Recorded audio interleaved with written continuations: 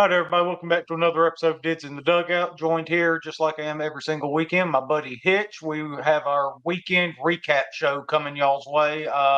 Tough weekend for the Rebels at Swayze, Hitch. Recap of an ass whipping. Yeah.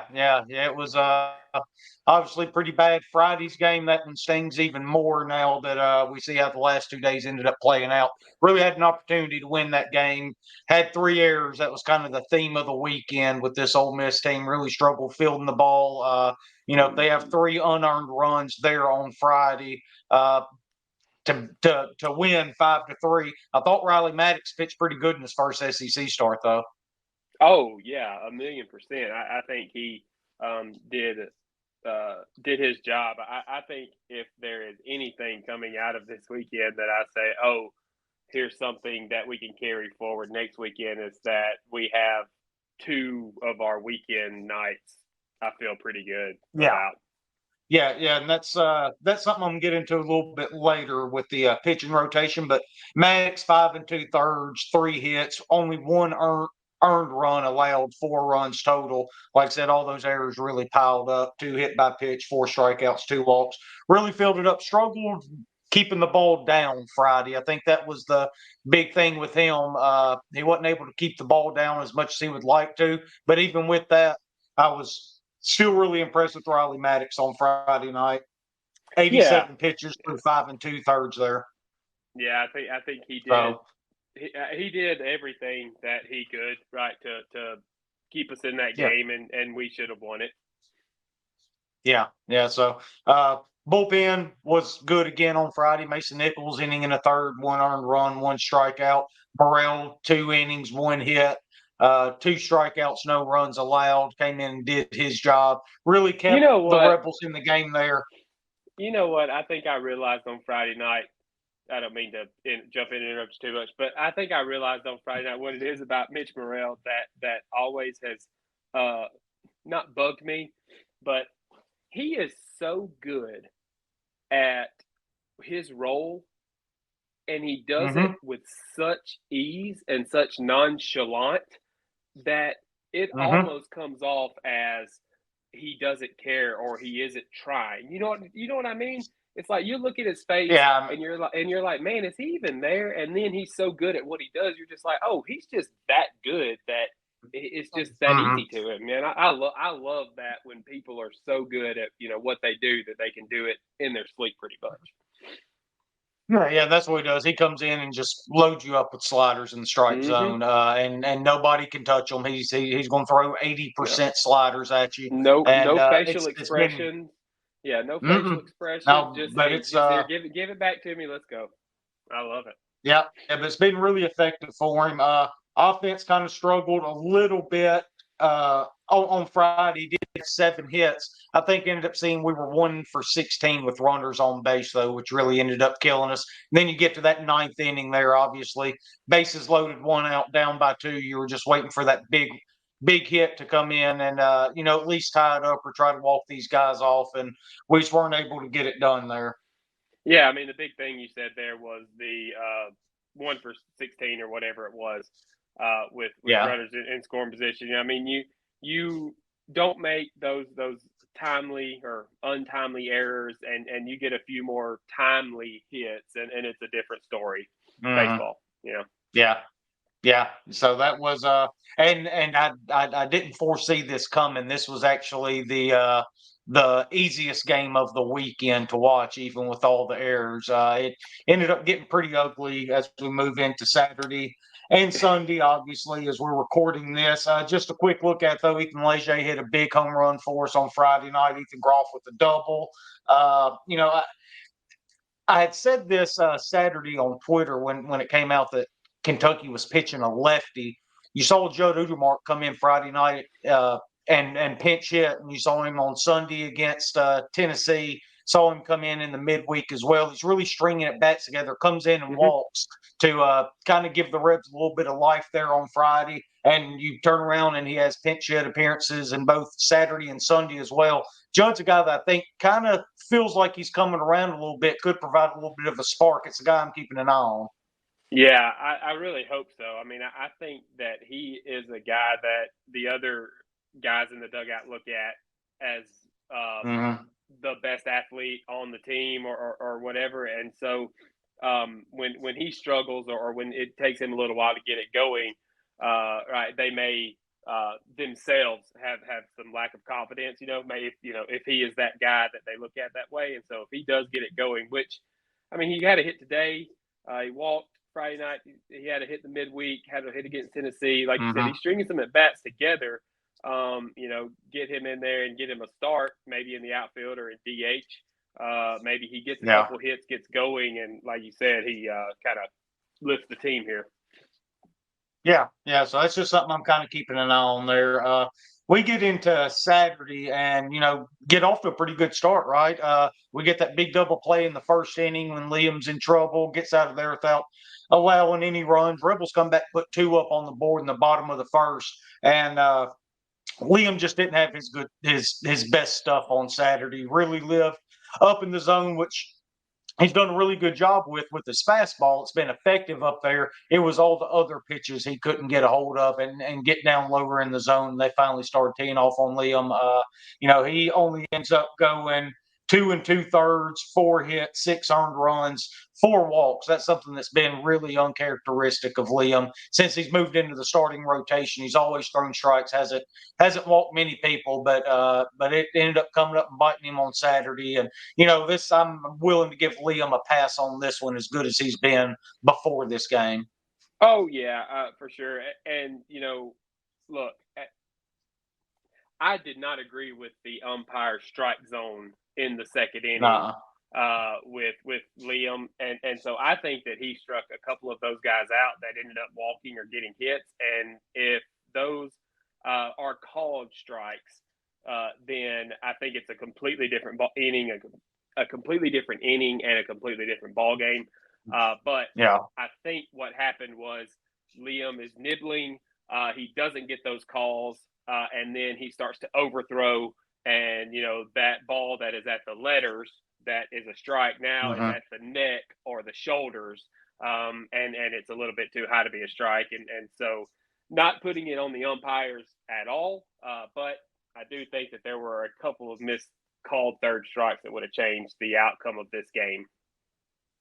It absolutely sounds like you're putting it on the umpire. So we will go ahead and disregard that last part that you just said.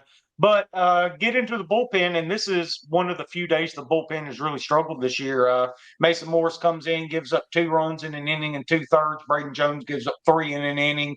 Mendez gives up 1 in an inning and 2/3. I thought he looked pretty well. That's a guy we've talked about a good bit on this show. Takuian, 2 runs in 1 inning. It's good seeing him getting some more opportunities, though. Even though that one on Saturday didn't go super well, Ryan Rodriguez ended up finish it out with 1 inning, no runs allowed. It was just a really tough day overall for this pitching staff. A ton of walks, 10 walks there in the 9 innings. And 3 hit by pitchers, so that jumps you up to 13 free passes. And look, with a team like Kentucky, they're really frustrating. I'm glad we don't have to play them again the rest of this year, but they pitch the hell out of the ball and they do whatever it takes to score runs. It doesn't matter what it is. It's not going to be flashy. It's not going to be super exciting to watch most of the times, but they do a lot of fake steals, on first and second base to get the defense moving or get the catcher out of position while receiving the ball. That was one of them that we ended up seeing on Saturday with that fake steal. Got Birch out of position to frame a pretty good pitch because he was trying to get the guy out on what he thought was a steal attempt. A lot of fake bunts, keeping the defense on their toes there. They just do a lot of different things to make you really, really uncomfortable. Yeah. What did you say? 13 free passes? Yeah. Right. And so 10 walks, 3 hit by pitch. Right. All right. So Saturday you had 13 free passes, 18 hits, and 6 Ole Miss errors. It could not have gone much worse defensively for the Rebel. Ethan Groff made a pretty nice play in center field. Yeah, he did. That was Saturday. Yeah. Other than that, it was pretty tough for the Rebels out on the defensive side of the ball. With all the free passes and the Man, the errors. I can't get over some of them. Some of them were routine. Some of them were. There was one that was, a pretty tough error to give, but still, it felt like nothing went right on Saturday at all. Nothing. No, not the first thing. Even if you look up and down the lineup, you get home runs out of Groff and Jackson Ross there. I thought that Groff home run was big. Kind of felt like it got us back into the game. Got us within 2 or 3, if I'm remembering right there at one point, and then it just all kind of collapsed on top of us again there. But yeah, as far as errors go, you have 2 by Eli Birch, 1 by Trenton Lyons, 1 by Braden Randall, and 2 by Mason Morris there. So that's just 6 errors is really, really hard to come back from, especially after giving up 18 hits and 13 free passes on top of them. And you're not doing just a whole lot of it. Yeah, the fact that this game went 9 innings is crazy. Yeah, it really is. But that's because the Rebels were able to string together some hits. Get some guys in. We only left 4 runners on base on that Saturday game with 10 hits. Not sure how many times we walked that game. Yeah, see, only 3 walks. That's not our game. We're really dependent on getting those free passes. We're really good at it. And but credit to Kentucky, they pitched the hell out of the ball. That's one thing they didn't do. They made us earn everything we got on Saturday, and they earned a hell of a lot more than we did.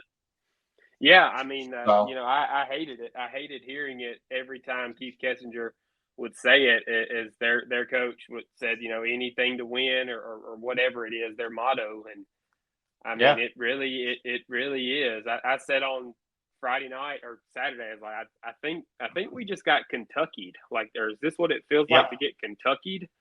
Because man, it did not feel great. And heading into Sunday, I really thought, okay, we know we got to have this one. We're not.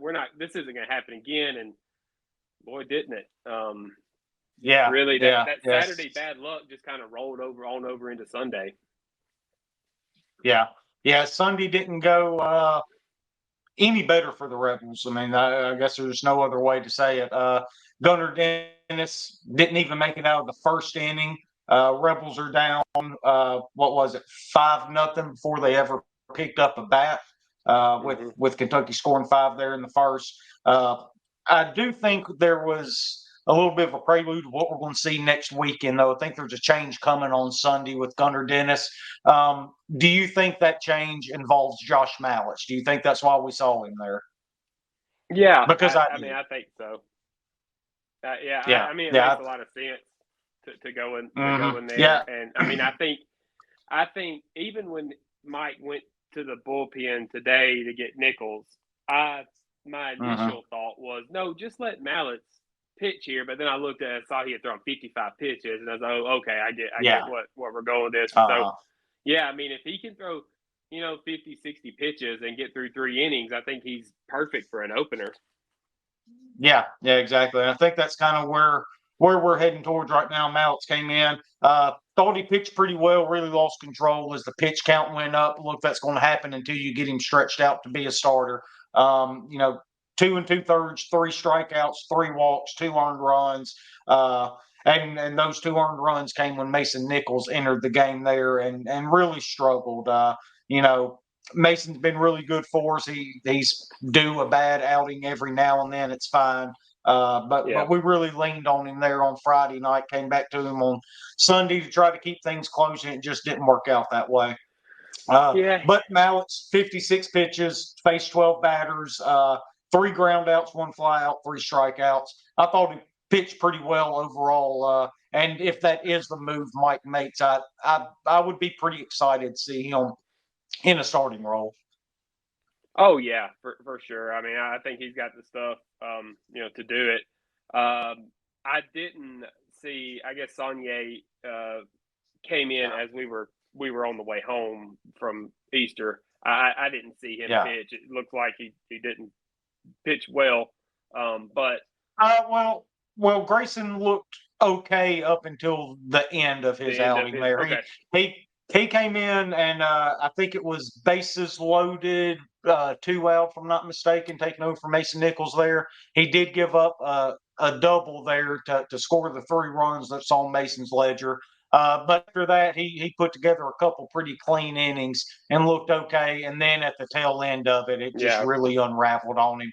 And then that's when Ryan Rodriguez came in to get that final out there. So Grayson looked okay. You know, he seems to be one of those guys that maybe, at least for now, he's used in a smaller sample size, if you will. Give him 1 or 2 innings, something like that. But once he got into that 3rd inning, he really started struggling. Hit really hard. So I mean, kind of the same tune as it has been. You know, that's about 1 turn through the lineup, right? That's right. You get 1 turn through the lineup, 2 innings, 3 innings. Once you get into that 3rd inning and 4th inning, you've got to go through those guys again. They've seen what you have. They've seen how you pitched them.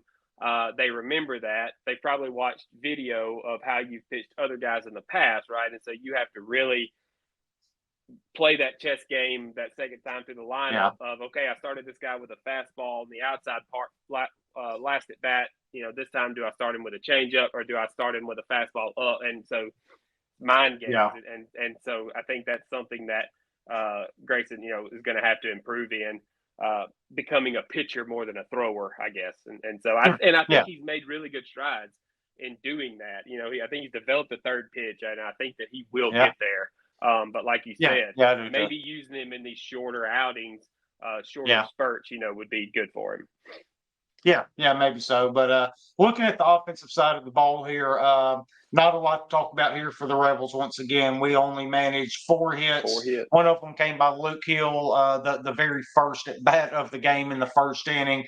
And then after that, the only regular that got a hit the rest of the way was Ethan Leger, who went 1 for 3. Judd Udermark came in as a pinch hitter, got a hit. And then both of those really interesting name here. Interesting name here, Hitch, that I know you like. Trenton Lyons, another guy that hasn't only been stringing together good at bats when he's gotten opportunities, but he's hitting the ball. You know, it's not just going up there and putting together good bats. There's some he's making the best out of them, I guess you could say. I mean, he's 5 for 8. Like, it's not like it's a small, you know, real small sample size. It's real small sample size. You know, but it's still, it's not, you know, 2 for 2. And, you know, I think what makes him very interesting is he caught yesterday in the late innings. And so, I mean, if he can catch, like, I mean, let's give him a shot, please. Yeah, that's definitely been a struggle for the Rebels. And you know, that's probably something that a lot of baseball programs struggle with year in and year out. And, you know, that's just something we've never had to worry about and probably never really noticed as much as other programs have because of how good we've always been behind the plate defensively at catcher. But that hasn't been the case so far this year. You know, Smithwick really seems to be coming around as a hitter at the plate, but there's way too many pass balls to get him in there every single day to, you know, let him gain his experience and stuff like that. You know, had, I think, 3 pass balls on Friday. I don't know if they were actually counted pass balls or not, but by my count, that's what I ended up having there on Friday with him. And look, he's a true freshman. He's going to get better at, especially with all the coaching he's going to get with the guys on staff. But right now, it's a problem. And I totally agree with you. If Trenton Lyons can catch, then why not give him a shot? Because he's definitely done his job at the plate. Hey, I watched him block a ball yesterday. Okay. He did it. Yeah. So okay. Let's see if he can do it again. Yeah. Let's see if he can do it then. Yeah. So, but that's the Rebels weekend. Obviously, there's not just a whole lot we can say here. It was a real struggle for the Ole Miss Rebels, but I mean that's kind of part of it. You got to pick yourself back up and you got to get back out there. Now the problem for the Rebels now is you're sitting at 3-6 in the conference, and now you have a road test midweek, traveling to Memphis for the midweek game, on Tuesday at 6 o'clock. And then you got to go to Fayetteville to play number one team in the country who's playing as good as anybody right now. Now, you absolutely have to get with which we're going to talk about this later in the week as the series gets closer, but you have to get at least one in Fayetteville. You cannot go up there and get swept after this weekend, because then it becomes a real math problem getting you to, 14 to 15 SEC wins to get you into the tournament at that point. Yeah. Well, and that's why this one was so important today. In my mind, like, I know it's just the third SEC series, and it's still, we got a lot of games left to play, and I get all that. But at the end of the year, when we're trying to find, okay, man, if we had won that Sunday in Kentucky, that would have been 15 SEC wins, and we're for sure, whatever. It's games like whatever today, it is. It's games like today that we'll look back and we'll point at and we'll go, yeah, we should have taken that one. If we'd have gotten that one, we'd be fine. So, yeah. So I'm going to do a little exercise with you here, Hitch, that I didn't tell you about. So I'm just throwing it on you, just springing it on you out of nowhere. I'm going to run through the remaining SEC series, and you tell me how many games we win that weekend. Okay. Just to kind of give people an idea of what the math looks like as we sit right now. At Fayetteville against Arkansas, how many? What'd you say, Arkansas? That's next, how right? many? Yeah. We got to win one. Okay, so one. Then we welcome Mississippi State into Oxford. How many? Two. Okay, so there's three. Yeah. And then you travel to Georgia. You got to win one. Have to, right? So that's four. I did this before you hopped on, and that's what made me think about making you do it to see how close we were here.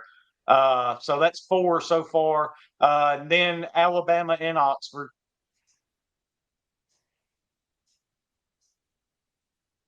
Does the state game count towards SEC standings in midweek down in Pearl? No. Okay. No. What about Alabama and Oxford? How many? You got to win. Okay, you got to win two of those. Yeah, so that gets you to six more. Then you travel to Auburn. You have to sweep that series. Have to sweep it. Mm-hmm. Okay. I was going to say you have to go in there and win 2 out of 3. You're hoping to get a baseball team, as tough as their schedule has been. They're damn near out of it already. I was looking for 2 right there. I think you got to sweep that one. And then we get Texas A&M in Oxford, and Texas A&M's playing as good as anybody right now. Yeah, I mean, the reason I say that you have to sweep Auburn is because of that.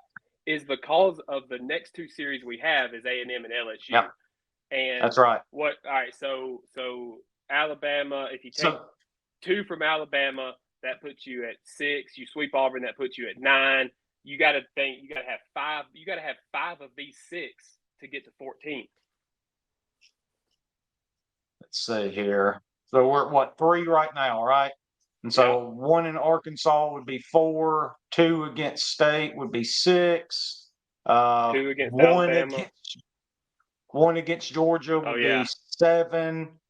2 against Alabama would be 9. If you sweep Auburn, that gets you to 12, and then you have to take 1 and 1 from LSU and A&M, and that still only gets you to 14 and 16. That's not a guarantee. I know that's what we got in the tournament as in 2022, but that just goes to show you how important this weekend was. A sweep was something that we really didn't need to have happen here. But look, thing is, though, there's a ton of opportunities left. There's tons of baseball left. Rebels just got to get better, and they got to play better, and they're going to have to go try to take a series that they weren't expecting to take or that they're not supposed to take.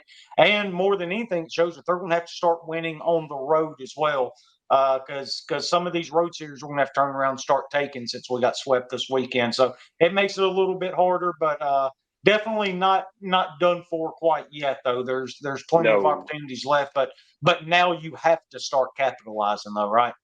Right. Now, I mean, we just did that exercise and went through the remaining schedule, and we're only in the third SEC weekend, and we just saw how important it was, like, to Mm-hmm.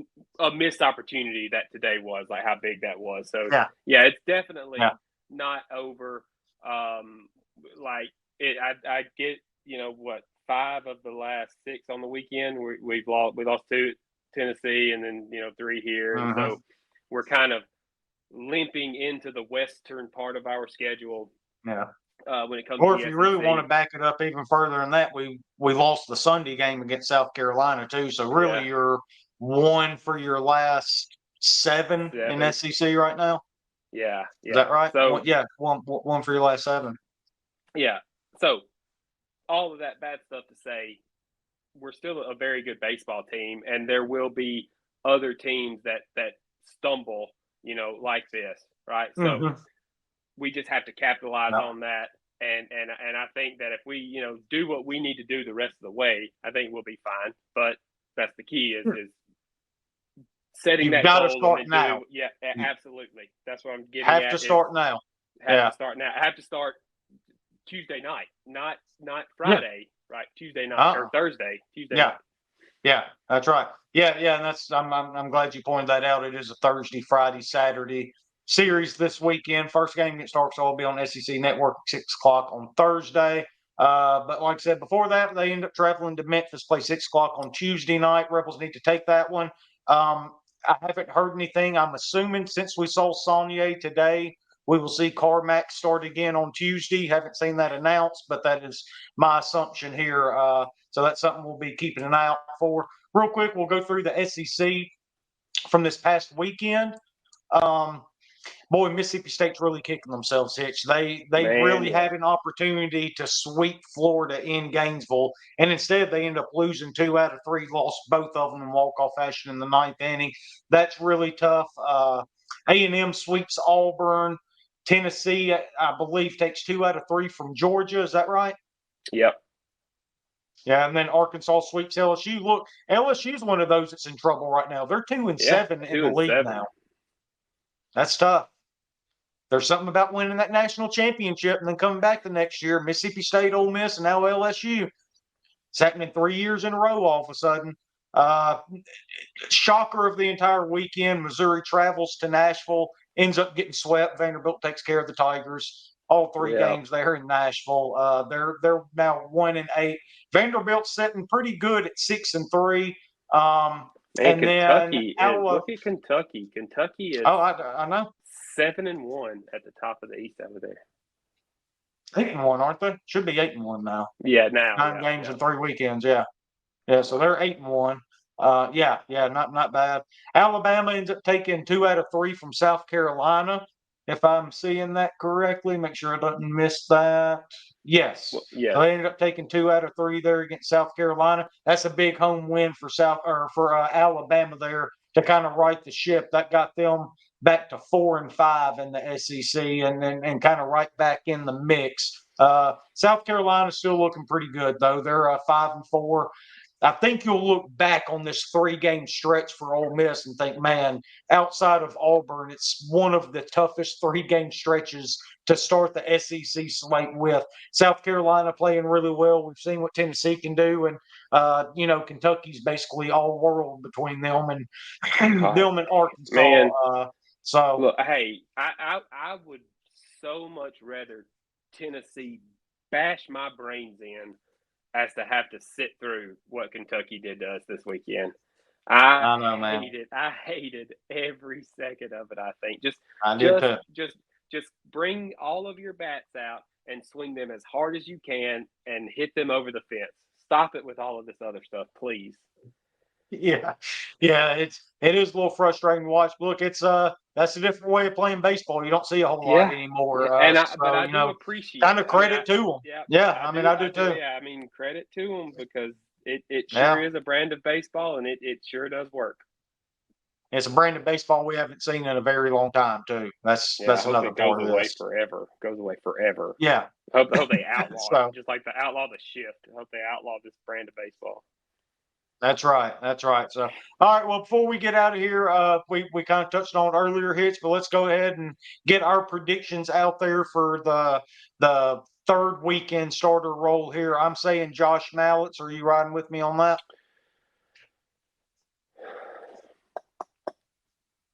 Yeah, that makes the most sense. I think. I mean, I think so.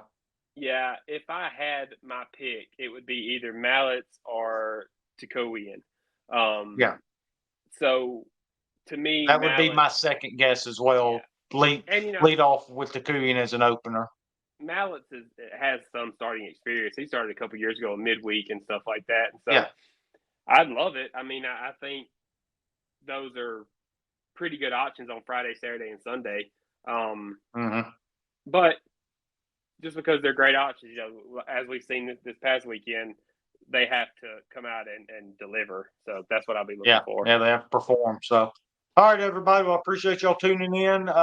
We'll be back for y'all later on this week. Talk about the Arkansas series coming up. We will probably do that Wednesday night so we can talk about the Memphis game that happened on Tuesday, kind of recap that and go right into Arkansas. But, no way around it. Rebels laid an egg here on Easter weekend. They got to get a little bit better going forward, and they have a huge opportunity in front of them this weekend. So hopefully don't think that I don't notice the weekend that we got swept is the weekend that Chad wasn't on the show, and all those pending charges. I think that he may be in trouble with gambling, some kind of gambling stuff. Maybe what it is. Insider information. So just heads up on that. Yeah. He's fixing some games, getting in some umpires' ears. Some games. Yep. Mm-hmm. Yep. That's probably what it is. Yeah, I do. It's all about the green, man. All about the green. So, all right, everybody. We'll see if we can talk Chad into joining us next week or not. But either way, y'all have a good weekend, and we'll talk to y'all next week. Hi, Toddy. Toddy.